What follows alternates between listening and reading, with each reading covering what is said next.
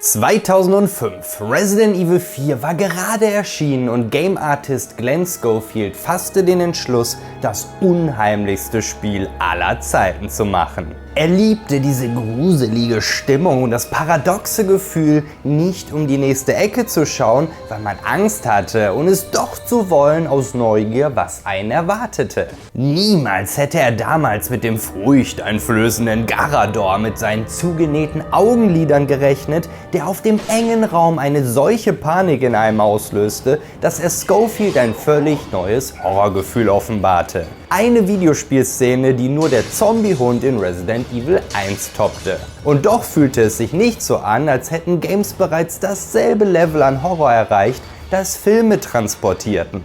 Ein Raumschiff, das von einem schwarzen Loch verschluckt wird und in die Hölle eintaucht, das war eine Inspiration, die ihn nicht losließ.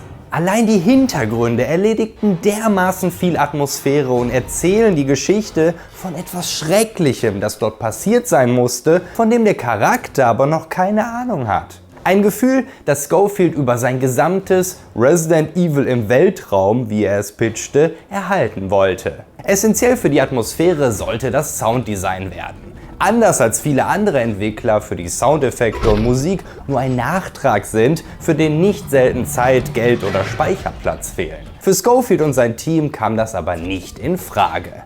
Sie machten es zu einem ihrer ersten und wichtigsten Fokuspunkte. So hielten sie auch stets die Ohren offen nach Geräuschen, die einem das Blut in den Adern gefrieren lassen konnten. Wie die Einfahrt des BART-Zugs in und um San Francisco. Audio-Director Don Wecker zuckte förmlich zusammen und beschloss, dass das furchtbarste Geräusch in der Geschichte seiner Gehörgänge absolut perfekt ist für das unheimlichste Spiel aller Zeiten und die Momente darin, in denen sie den Spieler auch ganz ohne Monster oder Gefahr erschrecken konnten.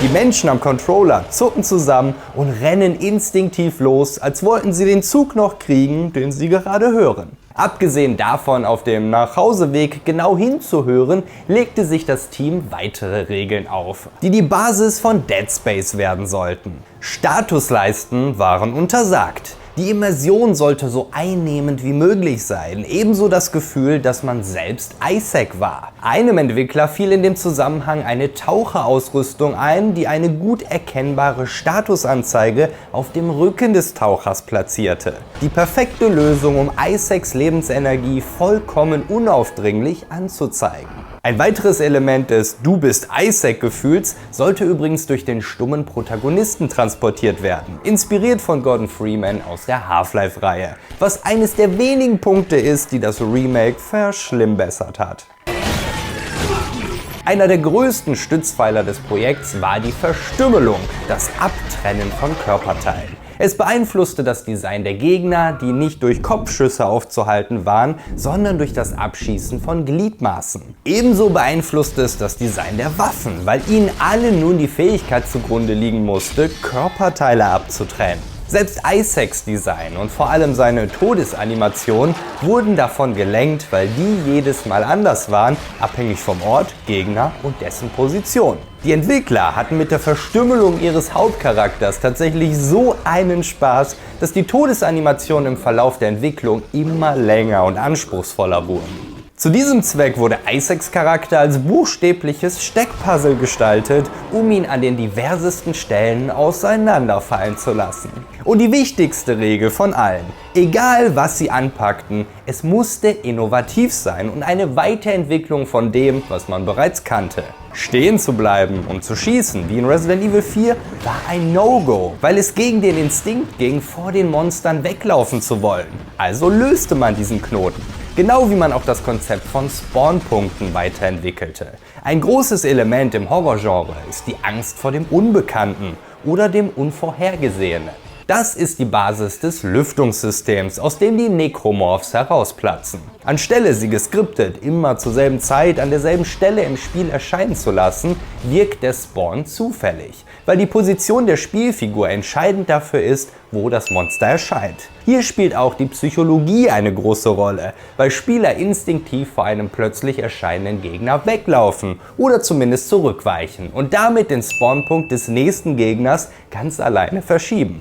Etwas, das Dead Space noch besonderer gemacht hat, war die Entscheidung, gänzlich auf Zwischensequenzen zu verzichten und das gesamte Spielerlebnis interaktiv zu machen. Die Videologs und Anrufe erzählen die Geschichte, während man unterwegs zum nächsten großen Ereignis ist, von denen einige das Team viele Nerven gekostet haben. Speziell eine Sequenz trieb die Entwickler derart zur Verzweiflung, dass sie kurz davor waren, ihre eigene Interaktivregel zu brechen und es doch automatisch abspielen zu lassen. Locker einen Monat hatten sie daran zu knabbern und die Zeit, die es verschlang, sorgte dafür, dass andere Inhalte es nicht mehr ins Spiel schafften. Aber Scofield wollte, dass der Tentakel eine der unheimlichsten Stellen im Spiel wurde.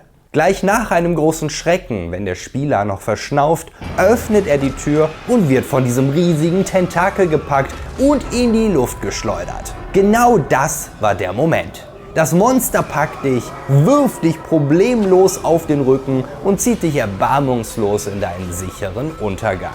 Dieser Prozess bedurfte allerdings unzähliger kleiner Schritte. Der Tentakel musste mitsamt seinen Bewegungen entworfen werden. Er musste Isaac finden, sein Fußgelenk packen und ihn auf den Rücken schleudern. All diese Animationen, Mechaniken und Soundeffekte gab es im bisherigen Spiel nicht. Scofield verteilte also die Aufgaben an sein Team.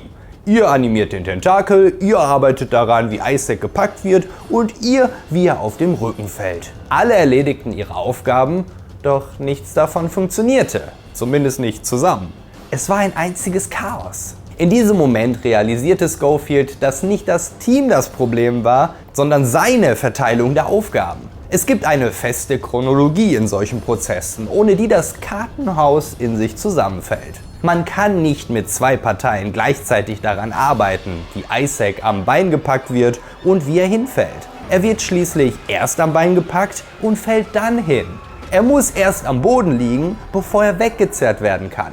Die interaktive Natur des Spiels machte es kompliziert, weil Isaac überall im Flur stehen konnte, wenn der Tentakel auftaucht und ihn packt. Diese Problematik führte zu einem rigorosen Umdenken in der Strukturierung des Entwicklungsprozesses. Alles ging zurück zum Anfang und dieses Mal arbeiteten sie nur an der Animation, wie der Tentakel aus seinem Loch schießt und Isaacs Bein packt. Als das funktionierte, gingen sie zum nächsten Programmpunkt über, wie er in die Luft geschleudert und auf seinen Rücken geworfen wird. Wenn man alles auf einmal macht, fällt es schwer herauszufinden, warum etwas nicht funktioniert. Mit dem neuen Zwiebelprinzip arbeitete sich das Team Schicht für Schicht vor, bis sie auf ein Problem stießen und es dann kollektiv mit der gesamten Manpower angehen konnten. Das führte lediglich dazu, dass solche Hürden signifikant schneller beseitigt werden konnten. Und das war essentiell, denn die Tentakelszene brachte das gesamte Dead Space Projekt beinahe zum Kippen. Abgesehen von der Anfangsanimation barg der Miniboss nämlich noch zahlreiche andere, unvorhergesehene Probleme. Der Flur, durch den Isaac gezogen wird, ist betont lang, um dem Spieler genug Zeit zu geben, die leuchtenden Furunkel abzuschießen, bevor Isaac in den Bau gezogen wird. Das Team ging mit der zugegebenermaßen naiven Einstellung an die Sequenz dran, dass sie denselben Schießanimationen des stehenden Isaacs auch für den liegenden benutzen könnten. Erst als es soweit war, realisierten sie allerdings, dass das nicht funktionierte. Vielmehr mussten sie alles neu animieren. Die Schussanimation im Liegen mit jeder einzelnen Waffe, Isaacs Bewegungen in den verschiedenen Winkeln und weitere Feinheiten.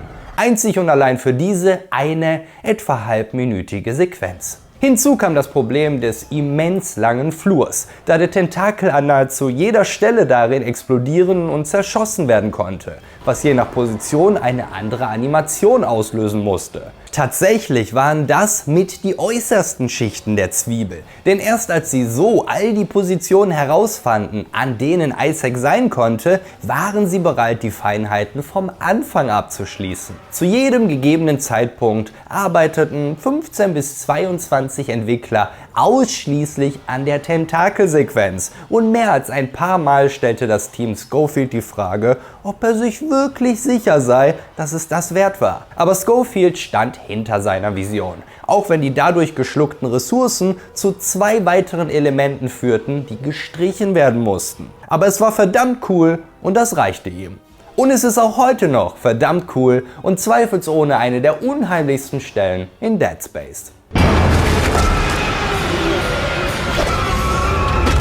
Warum die allerunheimlichste Stelle im Spiel aber diese hier ist, zeige ich dir in diesem Video über den Untergang des Plants vs. Zombie Franchises. Meine persönlichen Tentakel gehen an dieser Stelle für eine glibbrige Umarmung raus an meine Kanalmitglieder. Danke für euren Lord-Support.